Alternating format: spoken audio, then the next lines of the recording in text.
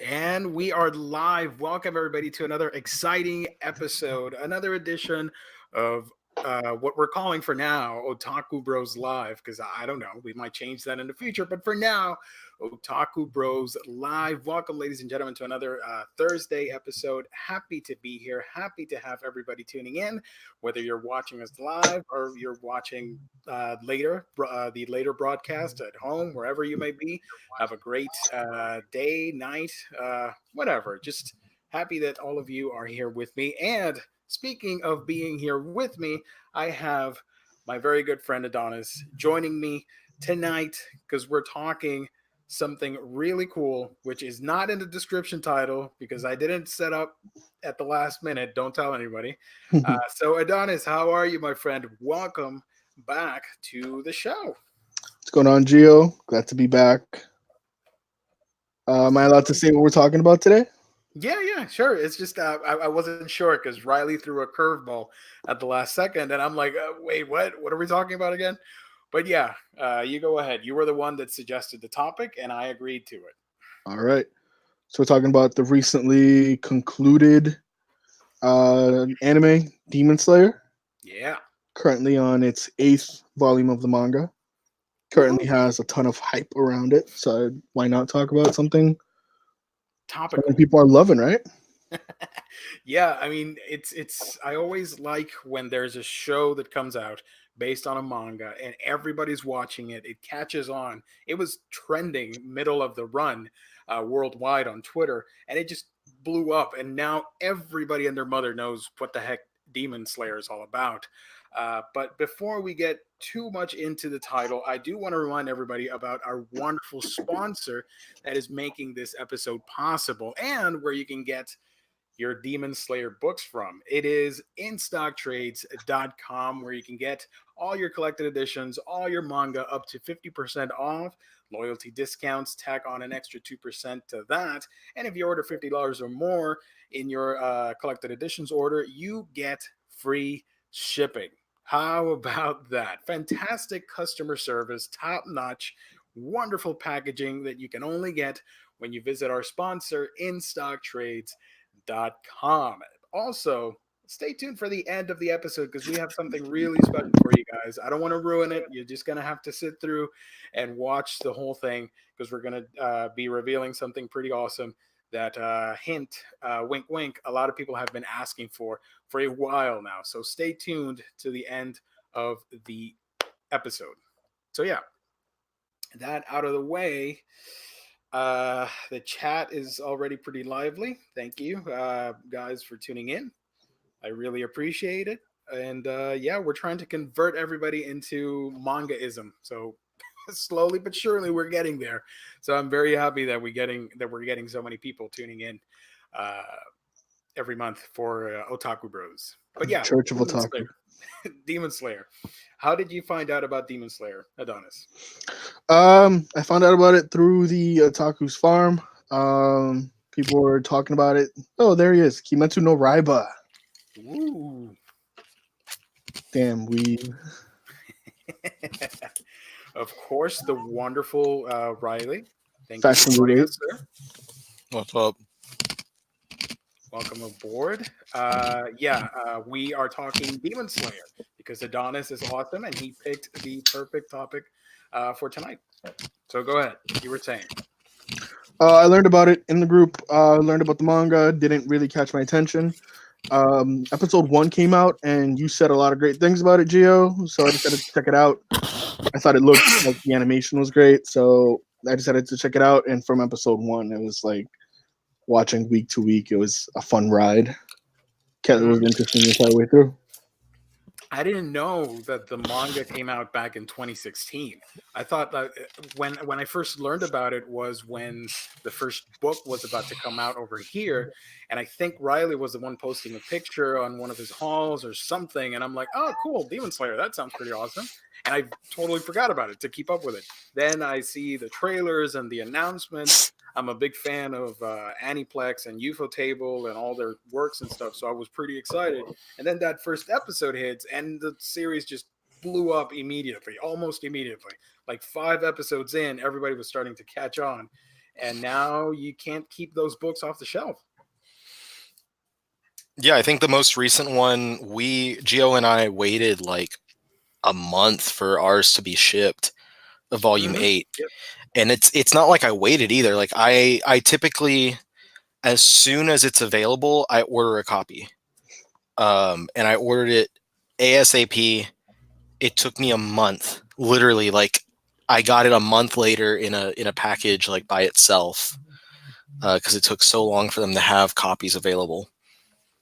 I almost was like, "Fuck it, I'm ordering it on Amazon."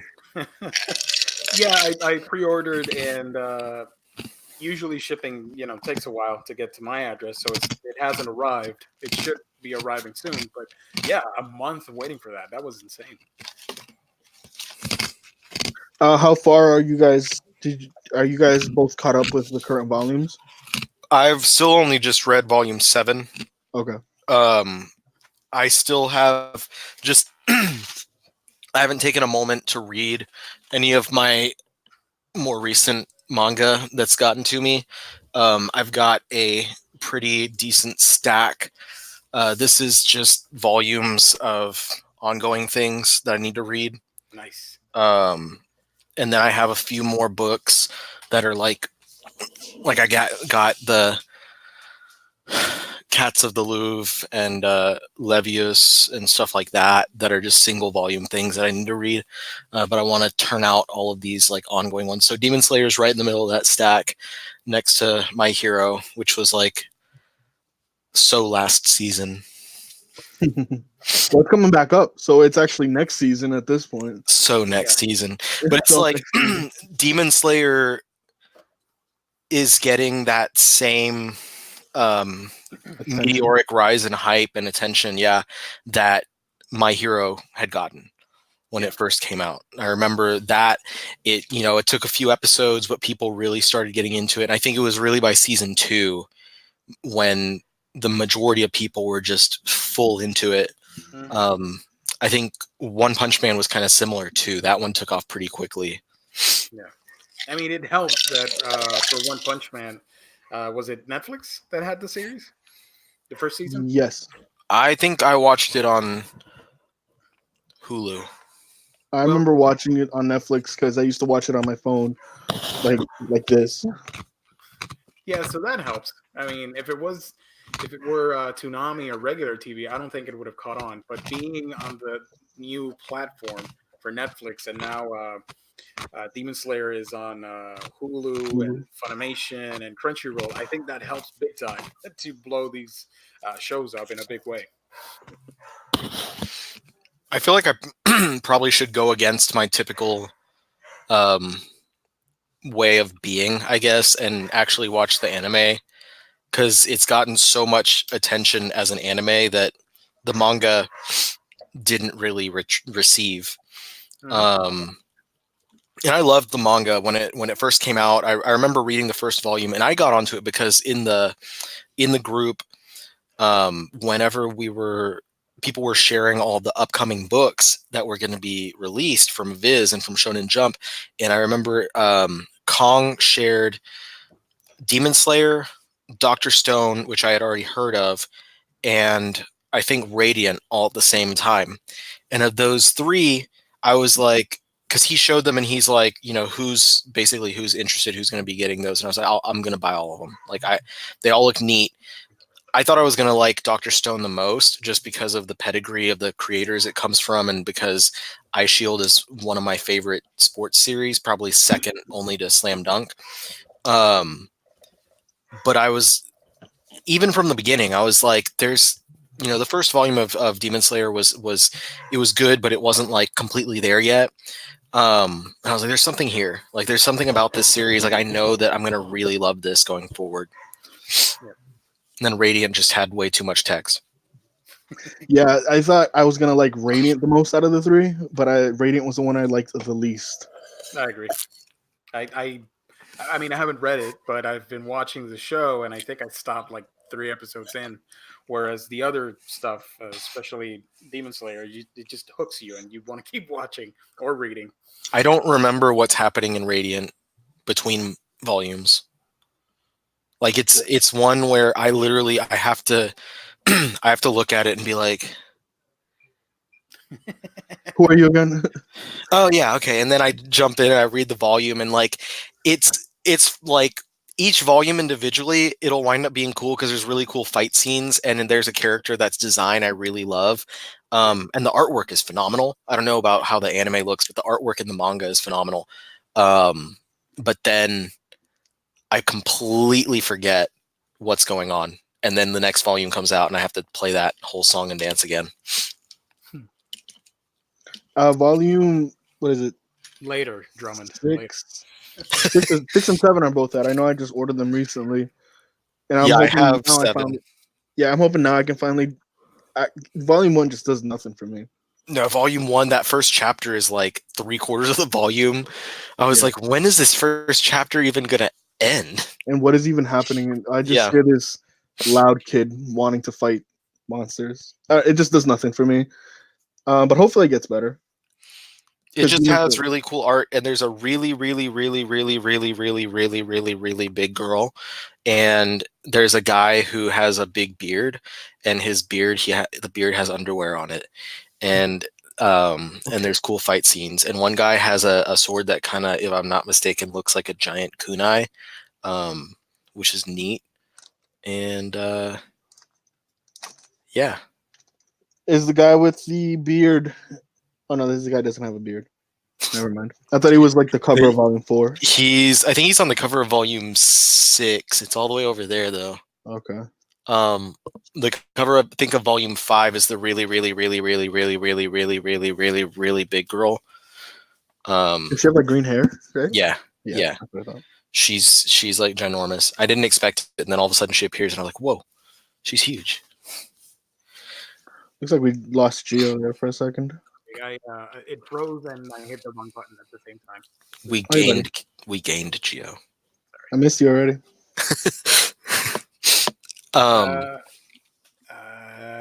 There's a lot of questions in the chat, and I'm totally interrupting you guys, but I just wanted to highlight something. Jesus Christ, I lost it. Where was it? We're talking about Ricardo's question about Gunpla. Yeah, we'll talk about that in another episode because I know we want to do a Gundam themed show as well. Yeah, we have to wait for the Australian guy to actually be awake to do it, though. Yay, Larry! You made a wise choice because Spirit Circle is fantastic, and I recently did a video on that, so I'm really excited. I think you will like Demon Slayer. We will try to sell it to you. We'll do our best pitch for everybody to get that book tonight. What else? Demon Slayer on the Shonen Jump app is where I read a nice chunk of it. Part of it is missing from the app, so I did have to find it scans on the internet, but it's because Viz is still working their way forward. It's not officially translated yet, so it's not available in the app, but they have a good chunk of the beginning. And then there's like a 70 chapter gap. But when it picks up again, it picks up at a really good part. I was messaging you earlier that I have an issue with that. Is my problem is that, like, I'll watch a series, it's based on a manga, fine. But then I'll be like super hooked on it, like Demon Slayer, and I want to collect the manga and the Blu-rays when they come out.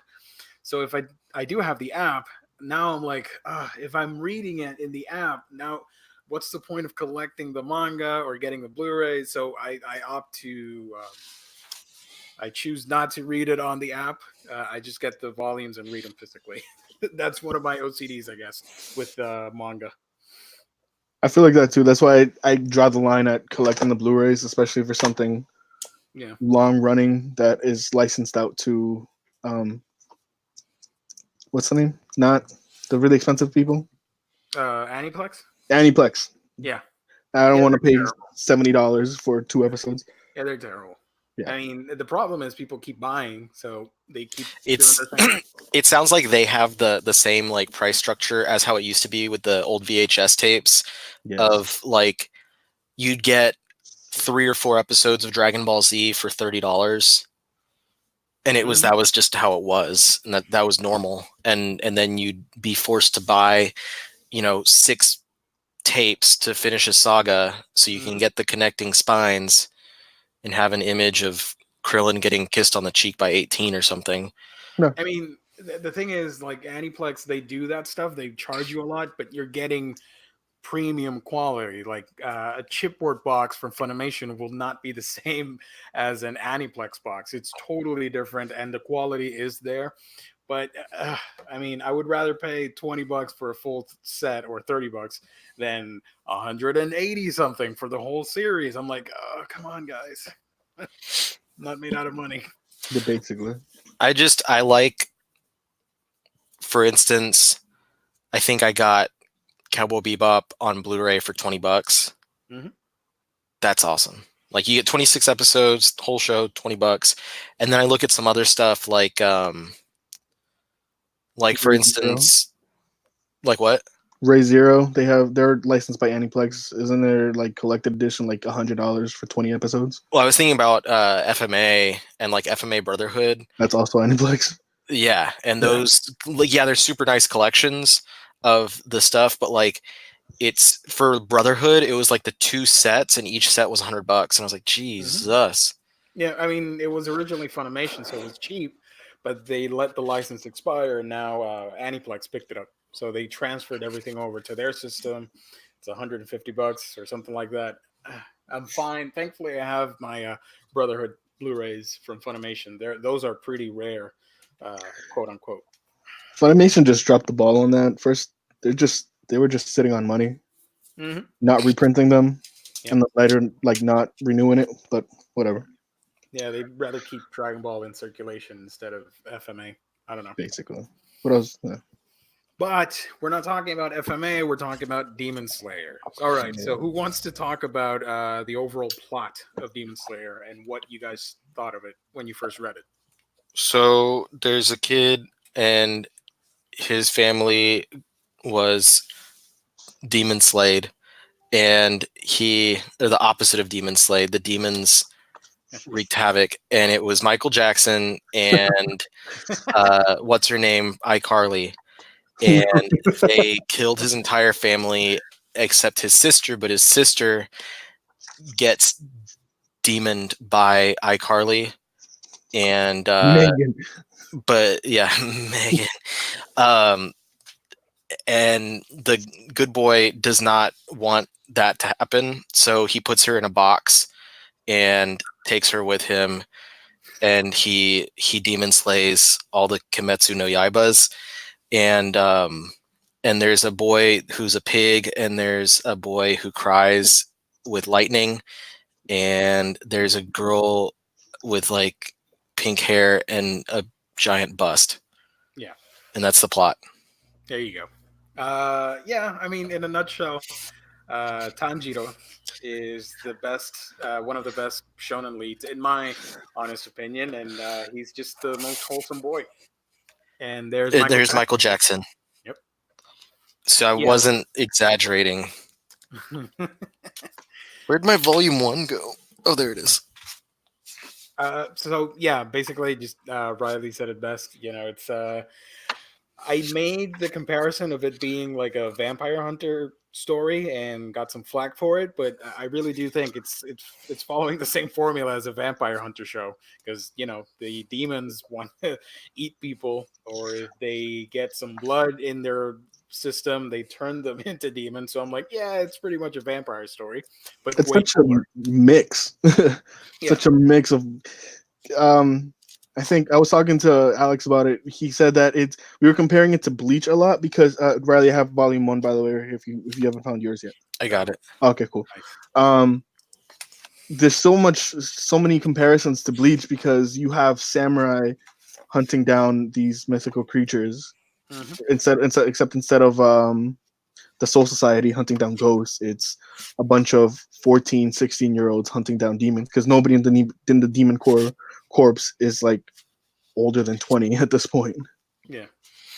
And I like the idea that it's supposed to be a secret group, so like the government doesn't know that they're around. This is the best character. He's a pig. Yes. And he's very cool. And ravaging. And he's also very beautiful. He doesn't want to tell you that he's beautiful, though. He's He wants like, you to be feared. he looks so handsome, but he's like, sorry about it. This is me. This is my true form. It's not a phase, Mom. Is that a mask? No, it's not. This is me. This is who I am on the inside and the outside. Yeah. Inosuke is probably my favorite character. I love there's a scene where they get new weapons, and he has they make him swords. Oh my god! And he goes out and he chips the shit out of the swords because the sword that I don't think it's on the cover, but the sword that he uses is all chipped up. And going back to Bleach reminds me of Kenpachi. Yeah. He has that really messed up sword, and so they give him these newly forged swords, and he just goes in there and starts whacking the crap until they're all chipped, and he's like, that's better. And the person that made them is like, what the hell? That scene is hilarious. Those are the moments about him that you just can't help but love because he's so genuine about it all. He's just the that one moment when they're in front of the train and he goes, "Is this the king of the land? Is this who I have to defeat to become the actual king of the land?" And you expect that from him, but Tanjiro turns around and he goes, "Maybe this is the savior of the land, and we have to be nice to it." And it's like they're both so genuinely confused by this train because one of them's raised by boars, the other one was just raised on a mountain. It was one of those characters, Inosuke is, that when he was introduced, I was like, by golly, I hope this guy sticks around. Like that was my first, because I have, and I still have yet to have looked into like anything past what I've read in the series. So I had no idea. I'm like, I have no idea if this guy sticks around. I have no idea if he's just here for like a minute. But like literally from like the moment he shows up, I'm like, he better be like in every single volume from here on out. Oh, you need to catch up if you really feel that way about him. He has some stunning character moments coming up. Nice. I have so much stuff to read. And like one of the things I like about the series is that when you least expect it, it throws a lot of heart at you. For example, there was a scene when Zenitsu picks up on the sounds of Tanjiro's heartbeat. I thought that was amazing. I love that scene and really showed a lot about both characters. And then there's another scene when they're entering the spider forest, and I don't want to spoil it, but something happens that Tanjiro gets super serious for a second, and Inosuke a couple minutes ago was just getting on his nerves. Yeah, and he picks up on that, on the sudden rage that Tanjiro has, and he cuts all the messing around immediately. And I thought, damn, that's some good, awesome character moments right there. Is that the scene where he has the little lights twinkling around his face? He's just like in awe at Tanjiro at that moment, because I know it's when they're on the mountain, but I don't remember what the context was. I just thought that it was like the perfect character moment. It was before the fight with the big guy that was missing the head. Tiny spoilers there. Okay. There was a not many spoilers, but okay, I think I remember. I definitely I love seeing them interact because they can go from really goofy to serious and like a genuine care between them. They form this friendship, the four or the three of them, because Nezuko, but between the three dudes, they're solid. They're family sort of, and I like that. I really enjoyed that about the trio. And he still can't get anybody's name right. Oh, I'd love that so much because I can relate to that. It's so funny because you think they've gotten stabbed for each other how many countless times now, and Tanjiro wakes up from a coma and he goes, he calls him something completely like I don't even remember because it's just something that doesn't make sense. Gampachiro or something. Gampachi. Yeah, and one of the things that I was worried about before picking up the manga, I think it was Labor Day, and I said, you know what, screw it, it's a holiday, I'm feeling like spending, and I got all of the Demon Slayer books. A lot of people were criticizing the art, But I gotta say, I really like the manga art. I don't know what the issue is. I know it's different from what the TV stuff can do, but I think it's pretty cool. I like the style. I think the when what's the writer's name? Goto Koyaharu. Whenever he drops like something that's funny, the art takes a very sudden drop in quality, Yeah, which makes it that much funnier. yeah, It's, exactly. It reflects the tone of what's happening, and the funny faces and all that stuff, and the funny reactions. But when it gets serious, you see that style come up, and he does a really good job, and he evolves through the different volumes. So I do get a little mad because I read the after notes that he writes about apologizing to everybody for not being like the top dog or something, and it just irks me that people are like, "Oh, this art is trash," and just watch a show. I'm like, without the manga, you wouldn't have the show. So that's very calm true. down, first of all. Now I didn't read any of it physically, so I never saw those notes. Now I'm actually very curious to Yeah, it's go on. usually at the end, and he's always apologizing, which I am like that sometimes with people, so I get where he's coming from. Uh, and like, oh, I'm trying to do better and get better, and it shows little by little. One travels far, and I appreciate that. It gives it that much more character to the manga than it being like a polished Shonen Jump title. You know. That's a great point because it's exactly what the anime is. It's so pristine CGI Mm-hmm. with beautiful colors all the time. Yeah. Alright. So now, how far does season 1 go? 6 volumes. 6 volumes. Yeah. Although I liked that the ending of volume 6 gets adapted in a different order, but it's up to volume 6. I thought that was pretty clever. Like I didn't know that. volume 6 ends differently than the season, and a little bit of book 7 is the final minutes of the season. If anybody's catching my drift. Oh, okay. Yeah. So like the first chapter of Volume 7. volume 7 is the last 5 minutes. I remember now. Yeah. Yep. Oh, this comment is awesome. I love this. The triumvirate of beard bearers. There you go. Thank you. What did we call ourselves the other day? The Latin Mafia. Yeah. I received compliment on my beard at work today. It's on point, bro. I was like, oh, thank you. The guy was like, I try to grow, because he obviously, you can tell when someone can grow a beard even when they're shaven. And he's like, I can grow a beard. It's just, and I was like, it gets itchy. And he's like, yeah. And I was like, you just got to force yourself through it, man. Like, that's the advice I was given. If you want to make your beard grow nice and full, like, it'll get itchy after a couple weeks. Just make it through, comb it out, do what you have to, lotion, whatever. But once you get maybe a week past that itchiness, it stops. And I was like, you're good to go from there, man. That's some life advice. Life advice. If you can grow one, yeah.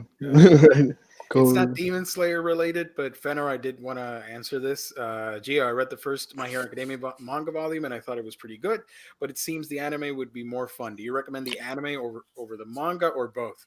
In this case, in my opinion, and these guys will tell you, I think they're pretty much the same thing. The manga has a few little things here and there that are totally different, but for the most part, the anime is beat for beat a solid adaptation of the manga, I think.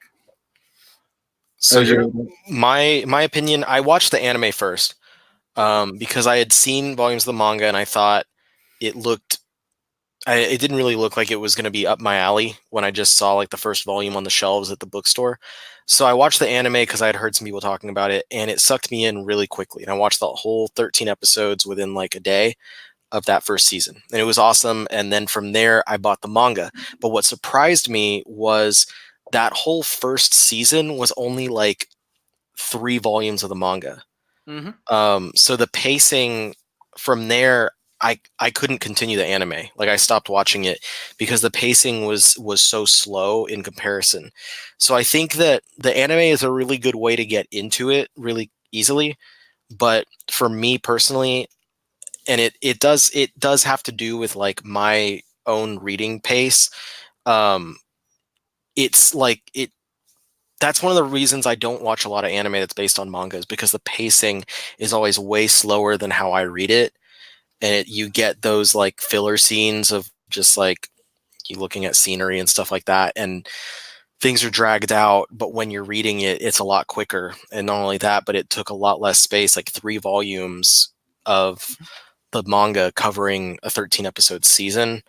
I was like, yeah, I feel like I'd much rather just read the manga. And so that's why I've kind of I fell off of the anime. But the anime is still a really good choice. I didn't read the manga until I think when season 3 is the one that just ended, right? Yeah. So I waited for season 3 to end because I was not buying manga when season 2 was out. Just waited for it to end. I picked up the back volumes because I had already watched it. But they're both really good versions of the same story. It's just it's at the end of the day, it's just personal preference. Like Riley likes to read faster than he likes to watch. Studio Bones does a really good job at animating the scenes. I know some people have issues with what's the writer's name? Horikoshi. Yeah. Some people have issues with the way Horikoshi writes action scenes. They say it's hard to follow, especially when it comes to somebody's power like Deku, who jumps and kicks and punches. So if you're someone that likes to watch that come alive, because it is animated very nice, and they use the color palette really well, because you have all these heroes that have colorful costumes. You got, All Might with his red costumes, his yellow costumes, Deku is bright green. So if you like stuff like that, the anime is definitely a great way to also, consume the story. Just whatever way you can get to it, just get to it. Yeah, you're good either way. That's why I said, like, whatever you choose, you're gonna have a fun time anyways. Plus, the anime, I get it. They have to, it's 26 episodes. They have to fill it out. So by obligations from the studio and stuff. So but yeah, the pacing is different from both mediums. You know what's really cool? I was thinking about recently is just the accessibility that we have now with like anime and manga and stuff. Because if you think back to like, God, whenever I was watching, like the first time I was watching anime, when I want to say I was in elementary school. Yeah. Like if it wasn't on TV, it didn't exist. Like for just my 10-year-old mind. But there was such a limited amount that was on TV at the time. You had the basics, you had DBZ, you had Sailor Moon, you had Pokemon, like stuff like that. And all other anime, like there was some stuff on other channels, but mostly it was, you'd have to seek it out. You'd have to go to the store and spend money buying those videos. You didn't have as much opportunity to learn about new things and to try things out like you do now. And we went forward, and the internet age came, and now we're in this age of this kind of instant gratification, and we have all these different streaming services like Crunchyroll that can really assist. And Hulu has a lot of like stuff that comes on the day after basically it's aired in Japan. So nearly simulcast. And that's just, it's incredible because back in that day, like, 20 years ago, oh God, we would sit there and we hear about the Majin Buu saga and we hear about Dragon Ball GT. But we're sitting there still waiting for the end of the Cell games. And, we watch Yu Yu Hakusho and wait. God, I remember there was a break between like the middle of the Dark World Tournament saga that took forever, and it was so annoying. And that was like at the time where we were just starting to get more internet, and like I think I finally got internet at my house, and so I'm like going online and just searching like plot points and pictures and stuff, and then you don't know what's real because people are sharing Super Saiyan 5 Goku pictures. It's the late Early 90s, man. board days, the message board days. Yeah. But Anime didn't exist for me unless it was on Toonami. Yeah, man. Yeah. Speaking of, I remember when Yu there Yu used to be Hakusho- anime on YouTube. Sorry. Yeah. Yeah. So Toonami would be like it was Dragon Ball Z and Yu Yu Hakusho, Rurouni Kenshin, Digimon. Digimon. Was that on Toonami? I know it was on like Saturday morning cartoons. I remember Digimon was Fox Kids. Fox Kids. I remember it. Was it? I could have sworn it was Digimon Tamers was not on Toonami. Maybe one of the later seasons. Later, yeah. Okay. And then Adult Swim started doing like, you know, Cowboy Bebop, Trigun, Big O, Outlaw stuff like Star. that. Outlaw Star. And this is where it starts ballooning and stuff. And then you could, like you were saying, YouTube, you could find anime on YouTube. I would download episodes of stuff off of YouTube and put it on my little the first iPod that had video on it. I had like 60 episodes of Bleach on that thing. I forgot about that. So but like even then it was, you really had to know what you were doing. Like you had to know your way around torrent sites and know how to find these things. But now it's so accessible. And the thing about that that's so awesome is like my little nephews know about all these different series. You know, they know about My Hero, they know about One Punch Man, and they talk about these things. And they're, you know, just because they're plugged in, because they see it on TV, and like kids will know about these things before they hit the US, before they get not hit the US, but before they get translated and dubbed and stuff. Which before, like, you only really saw the subs if you were buying it on, you know, at least for me when I was growing up, that's the only time I had subs, is if I bought a tape or a DVD that had them. So it's so different now, and it's so nice that you have that accessibility, that we can sit here and tell someone like, check out the first season of My Hero Academia, because it's accessible, because it's out there on like multiple different platforms where you don't even have to pay for it. Like you just have to, I mean, you pay for a subscription probably, but like a lot of things, Crunchyroll is free unless you buy a premium one, and you can watch most shows on Crunchyroll easily. That's I spent, when I was in Hawaii, I would wake up at 4 a.m. because the time difference was kicking my butt, and I watched like a bunch of episodes on Crunchyroll of just a bunch of different things that people were talking about, just so I could check them out. And that's how awesome and accessible stuff is now, that I can do that. I don't even have to like spend $30 for 4 episodes of Dragon Ball anymore. Like I can pull it up online, and I don't even have to do it on a legal site. You can easily find, I watch so much anime on streaming sites that are not exactly above the table.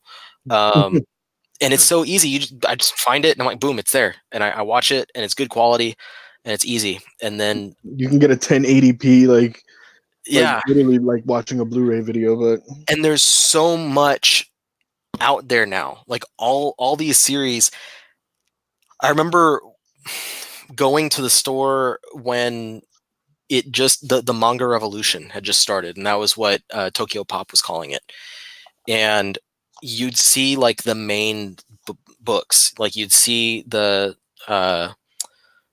Dragon Ball and stuff like that. And then it just started growing and growing, and so many more series. And now we have a lot of series that like we're almost caught up in America to where they, you know, the releases are in Japan, which is incredible. We're going back and seeing a bunch of classic series finally getting printed, like Yurusei Yatsura. I was just reading the latest English volume last night. Or you are finally getting translations of more JoJo, which is something that I've been just praying for freaking 15 years. And now we have the opportunity to explore these series like freaking Demon Slayer and watch them like as they're coming out in Japan. And when we're no longer sitting here like 6 months behind at the very least, like we can be there day in and day out, like as people in Japan are enjoying it. and it's, to me, it's awesome. And it's just kind of like a shower thought that I had the other day. I think we are in a manga resurgence in the US. Manga's super hot now. Yeah, it I is. agree. It's all of these things, like all of these streaming things, really are helping. And Mhm. I think there was kind of a period, because I kind of fell out of it for a while. And I think it's because we had some of the bigger series kind of coming to an end, and we hadn't received the new big voices in manga, and especially like shonen stuff. Um, and so you went for a while where slowly you're getting, like, I remember Attack on Titan came out, and that was really big. And then, you have another series here, another series there. To people will spit on me for it, but Sword Art Online came out, and it was huge. Yep. It was very big. Mhm. And then now I think that, like, we've gotten back into this. I don't know exactly what happened, but I guess just the right. Maybe it's one of those things where, like, the next generation of creators finally got into their spots in making these books. The next generation finally got out there and started filling the gaps that we were having when Bleach and Naruto ended in Shonen Jump. I think that might have been a little bit of it, but Mhm. it's cool, man. There's definitely a huge resurgence of the popularity, and it's something that's really awesome, because, like I was saying, like, my little nephews are getting into all the things that I was getting into. Um, I don't have a Barnes and Nobles, but I would agree. I also agree. Their manga sections are like, if you go to like the really nice, the really big ones, they'll have like bookcases and bookcases, and they often run like buy two get one free sales on Viz and on Kodansha. So I definitely agree with that comment. And Barnes and Noble has this um, irrational love for Tokyo Ghoul for some reason. I don't know if you guys are aware of it, but like that's the only place that you can get like the giant what are they called, monster editions.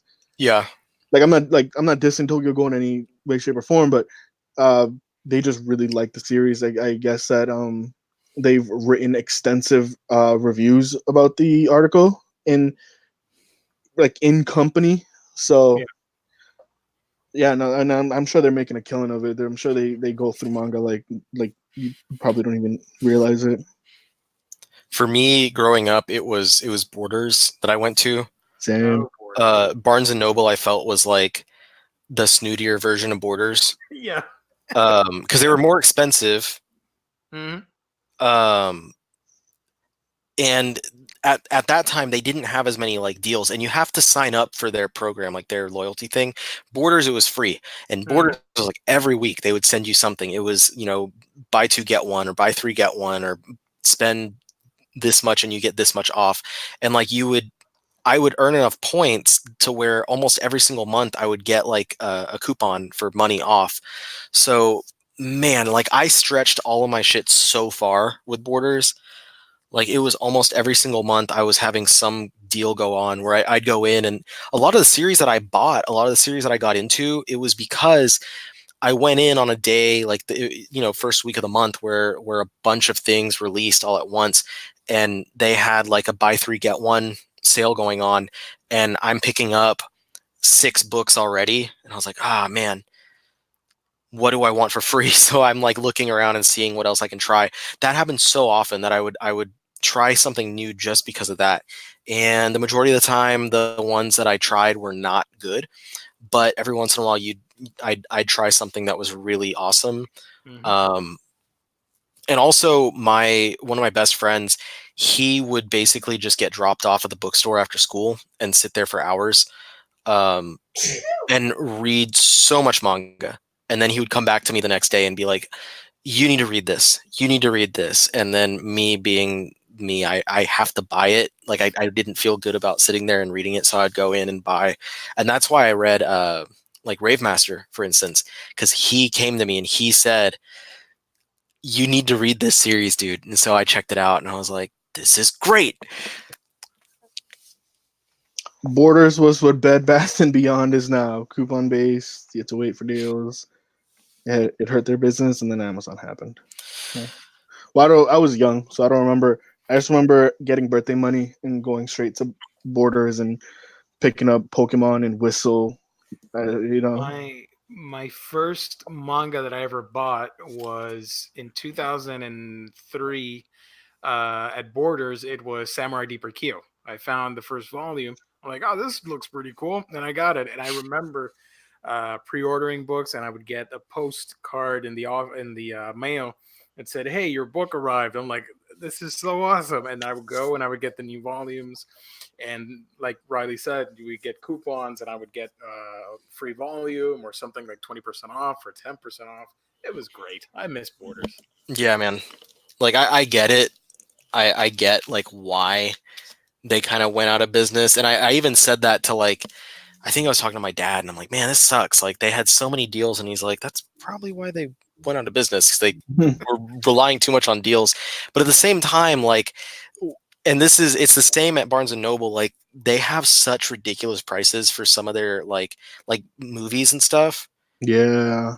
Like you go to Borders, and I would sit there and look through their movies, and it'd be like a brand new movie would come out, and the first day it's out, it's like $25-$30. But if you go to Target, they usually would have it on sale first couple days for less than 20. Yeah, I So think they still do that. I think Target still first week, isn't it like $20 for Blu-ray? yeah, And then I mean you can walk into Best Buy, get new release 4Ks for like $30. If you go to Barnes and Noble, you find just like the basic Blu-ray for like 35. which is just annoying. Yeah. Super annoying. And that's that was a problem that Borders had too. Yeah. Another just funny random thing. Sorry, I just SAO with Gundam. Random funny thing.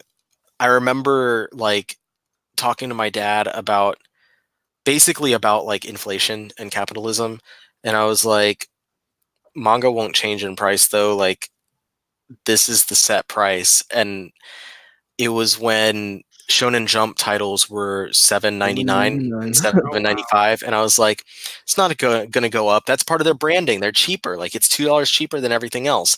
And then a few years passed, and it went up, and I was like, oh man, dang it! I gotta admit to my dad that he was right. And now you have SJ titles that are $12.99. Like technically B Stars is never mind. It's a Viz signature, not Yeah, so now they have the signature line, so they have an excuse to charge an extra $3. It's like, hey, here's an extra half inch of paper. And I suck that stuff up. Yeah. I'm like, give it to me. I love it. So nice. Yeah. Here's a good question for you guys. What are some manga you think need to be licensed in English? That's a good one. I think the obvious answer might be Kingdom. I know Kingdom's a really popular one that's still not licensed. I think that Viz needs to hurry the shit up with JoJo. Yeah, and Demon Slayer. Demon Slayer, JoJo, Dr. Stone. Oh, well, they're better now than they were, but like I remember back when they first started doing a lot of those series, and they were so far behind that they did those periods where they would do like 3 volumes of Naruto a month for a series of months. Yeah, I remember. They did that with One Piece too. They did it for a while. They did 3 or 4 volumes a month of One Piece until they basically got caught up, because they're so far behind, and they have to compete with scanlators at that point. Like the people who are releasing for free online, it's like, why would you be 40 volumes behind on this series if you could just read it online? So they had to pull things like that, and I feel like they should do stuff like that with series like JoJo. Man, I have a list of series that I want to be released in English, but now when I think about it, it's gone. We'll do an episode on it later on. But Viz is caught up with My Hero Academia. They really pushed that hard. And I was telling Adonis earlier that volume 21 just came out, and Japan has up to volume 24. So by February, we will be 1 volume behind Japan. That's insane to me. But Yeah. by then, Japan will be 3 volumes ahead of us again.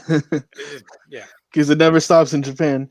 Well, they release it here every other month. Like they even stated it. I forgot when it was, but they were like, "We're doing every other month. We'll do a volume of My Hero until we get caught up with Japan," and it is going at a pace because in Japan, I think it's 1 volume every 3 or 4 months. So we are gonna get caught up at some point. Pretty not, we're not too far off. But by the way, speaking of My Hero, Vigilantes, is that ending or what's the status on that? Because there's only 6 volumes, right? I don't know. Because I haven't read it. I stopped after volume 1. I saw that the listing for the Japanese volumes, I think, was up to volume 6. I'm like, what? Okay. I don't know. Here's a question that I wanted to post for you guys. It's pretty jam packed, so get ready. And man, thank you so much. Thank you. We really appreciate that you're watching us and enjoying it. Would you be able to give your input on the following manga series: Sekirei, Fruits Basket, Blackbird, Odan High School Host Club, Rosario Vampire, Claymore, and Trinity 7? You guys read any of those? I read the first Rosario Vampire series and thought it was enjoyable. But it was not for me enough that I continued through with the second series. It's kind of like basically you have a kid that's not a monster that winds up going to a school for monsters, and you just meet a bunch of different monsters throughout the series. And it had kind of an overarching story, but it just wasn't like as interesting as I was hoping it would be. I read most of Claymore. Claymore is great. Claymore is fantastic. It has great artwork, really interesting characters, a really interesting world. It's kind of, I would recommend it if you enjoy something like Berserk. It's like a toned down Berserk. PG Berserk. It's not PG because it's still pretty violent. It's PG-13, but it's PG-13. not as like NC-17 as Yeah, Berserk I was is. just gonna say it's like the rated R to Berserk's NC-17. Okay. Yeah. Yeah. Because there's a lot of like blood and gore and violence and stuff, and there is a lot of like near nudity because it's the cast is pretty much entirely females. Yeah. But it's not nearly as like hardcore on it, but it has kind of a similar setting, and it's versus these demon monster type things. It's an organization of women who are, God, if I can remember correctly, like kind of imbued with DNA of these monsters. What are they called? Like the Yoma or something. And they're trained to be swordswomen, I guess, instead of swordsmen. And there's like rankings to them and stuff. So there's a lot of really interesting stuff that happens with within the group, within the company. And it's been years since I read it, but I just remember really loving it. And I only fell off of it because it was around the time that I started not buying as much manga. And I literally stopped buying pretty much everything. And then a couple years passed and I had to come back and catch up with everything. So I need to get back on it and finish it. But I remember really liking it back in the day. It's over, right? It's not one of those things that went on hiatus and never came back. Yeah, it ended with like volume 27 or 28. It is done. Yeah, I know it's on the SJ, so I just might pick that up on the SJ app, just because I know there's the box set, but I don't like committing to box sets.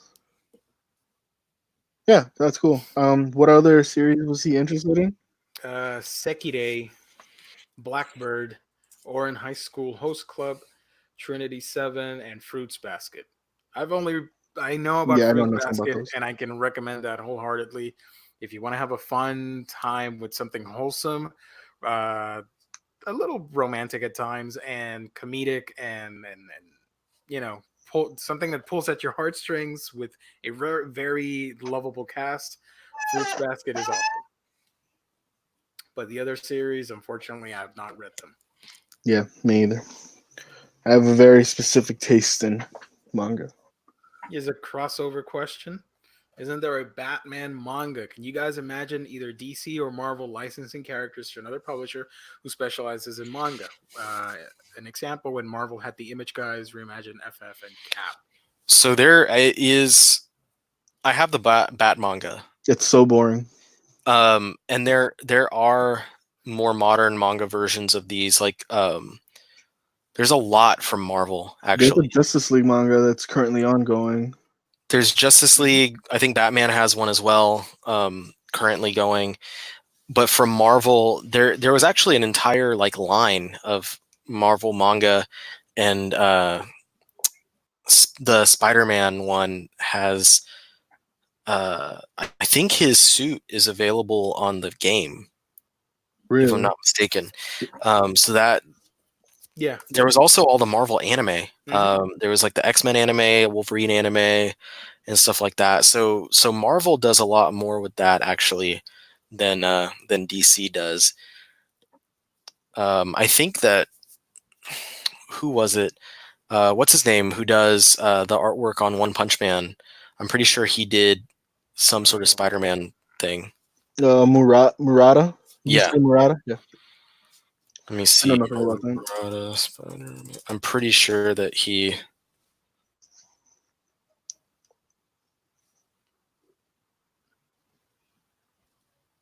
Yeah, he's working on something. I'm looking at it right now. Returns to Spider-Man franchise for Spider-Verse illustration. So he did something with the franchise before.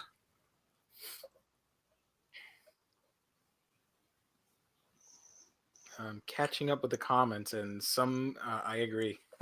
Manga can be a little bit more accessible these days. Oh, it definitely is.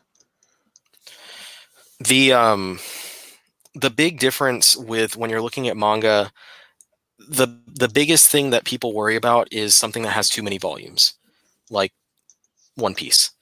That's the only time when something's not really accessible, to so to say. But when you're looking at something like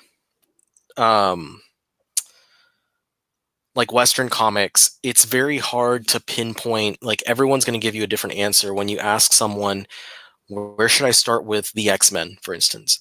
And everyone's going to give you a different answer, and everyone's going to tell you why their answer is the right one. And it makes it really hard because then they're also going to tell you like, oh, but this one's not collected entirely, and this one's out of print, and this one's whatever, and this is whatever. And it's very hard because you're sitting there like kind of empty-handed, like you're telling me that I should read all these things, but you're also telling me how impossible it is for me to read it. And it comes back to the accessibility thing that I was talking about with anime. We're sitting here telling people like, oh, look it up online and you can find it easily, like legally to watch. Yeah. Or, something like Demon Slayer, we're talking about it today, and there's only 8 volumes out right now, and they're all in print. Some of them are popular enough that we have to wait for them to go back into print to actually get a volume. But they're out there. It's available. It's not hard to find. Whereas if you ask me about the X-Men, I'll be like, oh, well, do you mind reading something that has a lot of exposition and exposition in it? Then if you don't, then I'm going to recommend Claremont. But also, a lot of Claremont stuff is very hard to get, and some of it isn't even collected. So, and it's very expensive too. Now if you do want to get it, you're gonna have to track down a dozen very expensive hardcover volumes. So it's like, I can tell you a million reasons why I recommend all of that, but your wallet's gonna be very upset with me, and you're gonna be upset too. It's so much more easy and accessible to get into manga. The only problem is it's also a lot easier to fall into a hole where you just keep bouncing from series to series to series, and then you wind up becoming like myself and having 2,000 volumes, and you already filled out the library that you just got.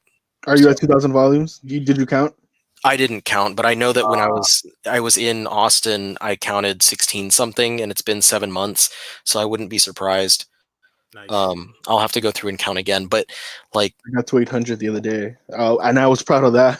it's very, very easy to find yourself just going out of control because you're like, man, I really love this series. This one's by the same guy, or like, I really love this series and this one is kind of similar, or something like that. So I'm sitting there and I'm like, I'm trying to think of a good example, or like someone will tell you who loved this and this, and you loved all of those, and they'll be like, you should also read this, and you're like, oh man, I really want to read it, and like it feels like it's so much cheaper because you're like, oh man, it's only a $10 book. I'll go ahead and buy that. I can get it for $6 online, easy. And then you wind up committing yourself to 20 volumes, and you're like, crap. And if you're like me, you want to buy all of it at once. That's what's stopping me from picking up Dorohedoro, because it just feels like I feel like it feels better when I'm picking up 2 volumes of 10 different series that I'm collecting, rather than 20 volumes of just a single one in one go. Which is why I just hate box sets, because I just can't commit to them. Here we have another question. Gia, would you read all of the Record of Lodoss War manga if they brought them over here? I've always wanted to read it. I know it's a classic. A lot of people like that. I haven't read it, but yeah, I'd be open to reading that. I've never heard of it before. What is it? It's one of those old school, late 80s, early 90s medieval RPG like fantasy manga. Okay. Yeah. Looks like Dungeons and Dragons. Yeah, stuff like that. Cool. It's a series that Omar would recommend because okay. His alley. you just phrased it correctly. Now I can. Yeah. All right, so we are nearing the end of the show, but before we do, sort of to go back a little bit into the whole Demon Slayer thing, do you guys, how would you best not describe the series itself, but what would be your pitch to somebody that wants to check out Demon Slayer for them to try it out? Sort of like a final thoughts on the first season, I guess. I would basically just I don't know. I just feel like I feel like it's such a I'm stuttering. It's something that anybody could pick up and love, but it's also something very specific because it is, at the end of the day, a shonen title that some people might pick up, look at it, and say, "Why am I reading about a bunch of little kids?" It's true. I mean, that's a lot of the complaints that we get in the group, that people don't want to read a book about a bunch of 16-year-olds when they can go read Berserk about Guts who's 30 and slashing demons. I don't know. As far as the pitch, I would say it's you're fighting demons, vampires. It's not very bloody though, so don't expect Berserk level horror or anything like that. Mm-hmm. But it's pretty dope. I love it. I think if you're already a fan of shonen books, then you don't have to worry about that. If you're on the fence about shonen stuff, it's one of the shonen series that I think is more accessible to people who aren't exactly into shonen. Yes. And I think that a lot of that is also because it reminds me a lot of some older like anime from the 80s and the 90s, in that it uses a lot of Japanese culture in its story and in its characters, the monsters and stuff like that. So it gives me that kind of that feeling of series like Inuyasha and Ninja Scroll and stuff like that, where you have these people in this world of monsters and demons that are things that if you look into some of these things, you might find Japanese mythology about some of these characters. So if you're into a series like Inuyasha, you're into something like Ninja Scroll, and you're into things that were kind of like that from back then, and you're not opposed to some of the typical shonen tropes of younger characters, someone who's kind of loud and annoying, and the type of thing where you get really jokey segments throughout the series. If you're not opposed to things like that, then this is definitely something to look into. I do feel like the anime would probably be the best thing to do rather than going into the manga, because it is so beautifully illustrated in the anime that I feel like it can, with that alone, it probably draws in a lot of people Yeah. who might otherwise with the manga be like, it's fine, but it kind of has this outdated look to it. Yeah, it suffers that Attack on Titan syndrome. That's perfect. You guys did an awesome job. I got yeah, I agree wholeheartedly. It's a very wholesome series with fantastic protagonists. The action is intense. It is like a shonen jump series, but it crosses over into a little bit more mature storytelling sometimes, but still retains that action adventure vibe. So yeah, check it out. Who doesn't like enchanted swords, demons, lightning boy, boarhead dude, and just a bunch of crazy characters doing awesome things? So go check it Michael out. Jackson. Michael Jackson with his Miranda Cosgrove. Yeah, Miranda Cosgrove. Someone. I think someone took in the chat one of our comments about Miranda Cosgrove wrong. She doesn't voice anybody. The main antagonist just really looks like yeah. Michael Jackson mixed with Miranda Cosgrove. Like, I got 5 more questions, and then we can wrap this up from the chat. Here's from Gabe, one of our OmniBros. Riley, I'll let you answer this one. Is 20th Century Boys a good manga to break my cherry on, or Hunter x Hunter? I know Gabe is supposed to be reading Berserk for the whole comics for kids deal. Mhm. I think that Berserk might be the one that really does it.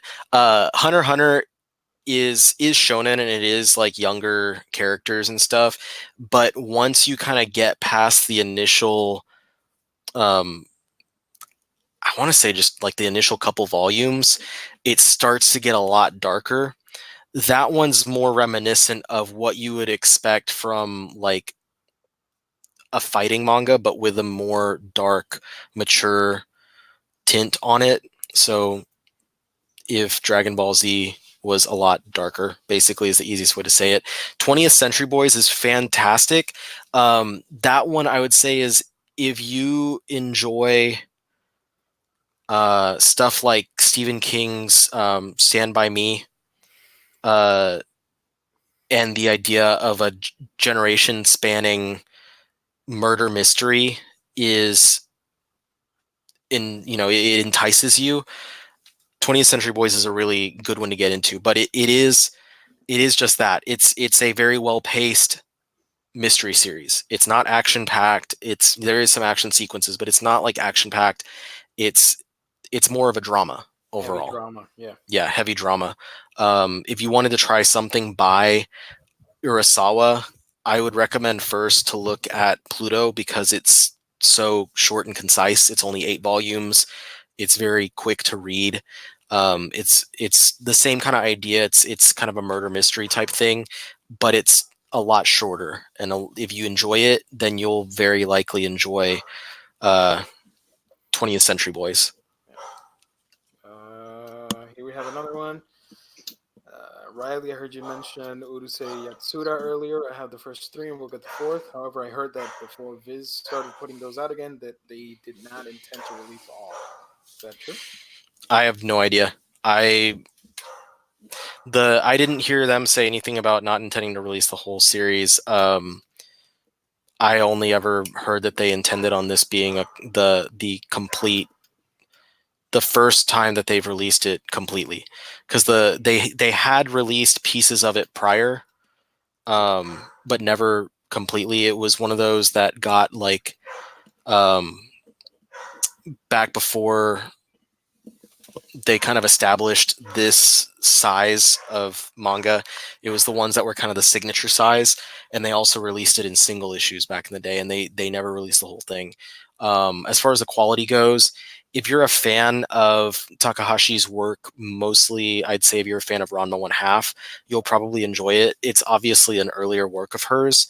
Yeah. It's less story forward, and it's more episodic in that it's just the everyday life of people as they interact with this alien girl. Nice. Next question. Have you read Drifting Classroom? Any good? Hardcover's coming out from Gabriel. Ask me about it after the hardcover comes out, because I will get it and I will be reading it. Is that Junji Ito? It's not an Ito series. Ito is Dissolving Classroom. Oh, Yeah. okay, cool. Same difference. It'd be cool if they merged, though. Drifting, Dissolving Classroom. Oh, that's a shit show waiting to happen. Larry, this fills me with a ton of joy. Thank you so much for listening to our pitch. I'm sold. Great story with great characters.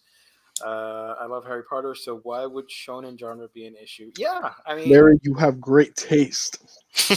I'm not like into Harry Potter, but I agree with that statement, and I am a fan of great stories. I don't care about the ages or the type of character. Give me a good story, and I will enjoy it, because this is going to sound super pretentious. Don't quote me on this, what I'm going to say, and I know people are going to be like, what? I am a storyteller at heart, so I want to read or hear a good story. The rest can come later. You know what I mean? I don't want to sound pretentious.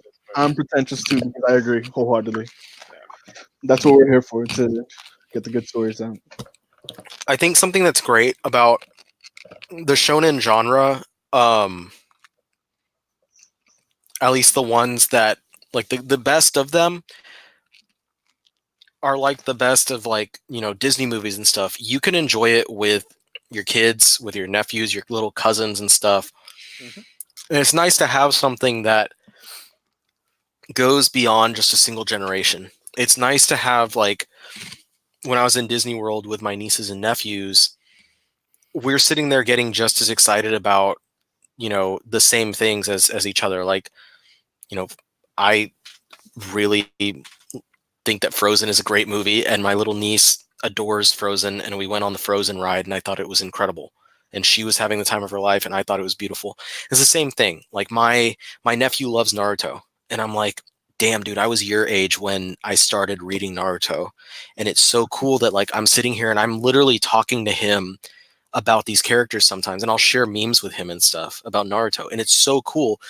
And it just goes to show, like, the best of these things can be shared beyond your own generation. And I think that that's fantastic. The same way with, like, Harry Potter, we enjoyed it when we were kids. If you enjoyed it when you were a kid, you probably still enjoy it now. There are adults that loved it whenever we were kids. It's great. I think that's the same thing here that we get with things like My Hero Academia. I see, you know, parents on the group who share it with their kids. And I think that Demon Slayer is something that maybe is a little bit more mature. I wouldn't share it with, like, a smaller child, but, you know, if you've got, you know, 12-year-olds in your life, it's the type of thing that you can, like, get hype about together. And that's so awesome. Well said. Let's see. We're going to wrap up, but I do want to cover the most important questions, although technically you're all important, chat. We love you guys. Drifting Classroom, will there be 3 of them? Is there more than one volume of that? I don't know how long it is in total. I think it was over a dozen volumes. Let me Google foo. And Fenner, I've watched shoujo-based anime, but not read, because I've always been more about animation. Animation is my favorite genre of movies and TV and all that stuff. So I watch more anime. Like, this whole Billy right here is filled with Blu-rays and DVDs. Manga, I only have a couple there, and the ones you see behind these fine gentlemen. So I haven't read a lot of manga growing up, just a few random things. I watch a lot more anime, though. But I have watched shoujo adaptations, I guess, like Nana and all that stuff. But, yeah. So, any shoujo manga? Well, I was just going to say... Shoujo. The manga of Drifting Classroom is 11 total volumes. So if it's a $700 page volume for the first hardcover, it's probably 3 volumes plus maybe 4. So I would imagine that there might be 3 hardcovers total. There you go. Shoujo. I think the only shoujo thing that I've really ever watched was My Love Story. What about Elf and Light? Aren't you in the middle of that right now? Isn't Is that technically shoujo? Is that shoujo? I didn't think it was shoujo. I mean, it has. Oh, Sailor Moon. Sailor Moon. Okay. I do read the shit out of Sailor Moon. I consider shoujo just that type of art. That's a black hole. Sailor Moon. Okay, Gio. He's over here planning his next 50 purchases around Sailor Moon. Oh man, the Eternal editions. Yeah, I wanted to get those, but I'm like, oh man, it's such an investment. I'll let the chat know what I did a couple of weeks from now on my channel. Don't worry about it. It has to do with Sailor Moon. You'll see. I have Banana Fish, but I haven't read it yet. I forget that's a shoujo. Did you know Banana Fish, Adonis? I forgot to tell you that's another Amazon Prime exclusive. Even more. No, I'm so sick of Amazon Prime. They get like the top tier stuff on their streaming. I'm like, come on, man! I don't want to get Amazon Prime because I'm trying to cut back on buying random stuff because I get addicted to buying random stuff. And they've got like Blade of the Immortal, Vinland Saga, Dororo, Banana Fish. I'm like, Jesus, I can't compete with them. Nope, I'm not. I refuse to do it. I'm not falling on the hole again. My wife got Amazon Prime, and I haven't used it at all. Watch Dororo, Riley. I told her I wanted to check out The Boys because everyone else was talking about it, but she was like, "No, I don't want to." I think you'll really like what they did with Dororo. I think it's a masterful adaptation. Dororo. Wait, it's a crossover with Durarara. She's the name. And Dorohedoro. And Dorohedoro Durarara. Can you say that again? Durarara? Durarara? This whole time I thought it was Durarara. Like, I always pronounce every ra super slowly. Durarara. I thought it was introduced to me, and I never considered it's Durarara. Durarara. That makes it sound so much better. And takes so much less time to say. It's like before you hear anyone say boba boba boba bo. Okay, bobo bo bo bo bo. Yeah, so you're just like bo bo bo bo bo, but it's boba bo boba bo. Mm-hmm. That's a class. It's 7 bows, right? Yeah, boba bo boba bo. It's coming out on Blu-ray. I'm really excited. I actually want to pick that up. Don't tell me that. I'm getting rid of all my Blu-rays right now. You, sir, are doing I'm not even going to get into it. Yeah. Let's not get into it. I get you.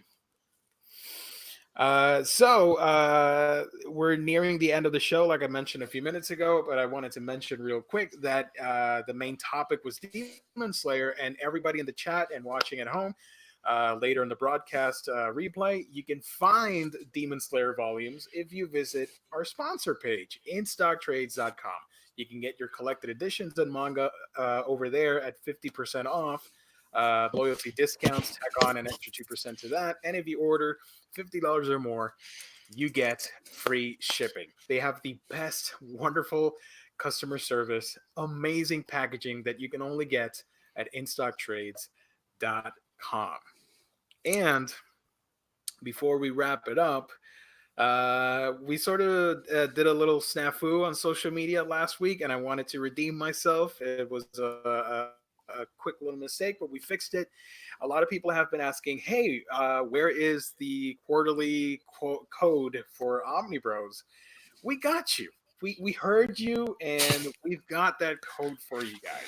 So we are happy to announce that if you go to instocktrades.com, listen well, if you go to instocktrades.com starting on October 11th all the way to October 13th, so this weekend, and you type at the checkout the code oops we forgot, that's oops with 2 O's, oops we forgot, you will get an additional 3% discount on your order.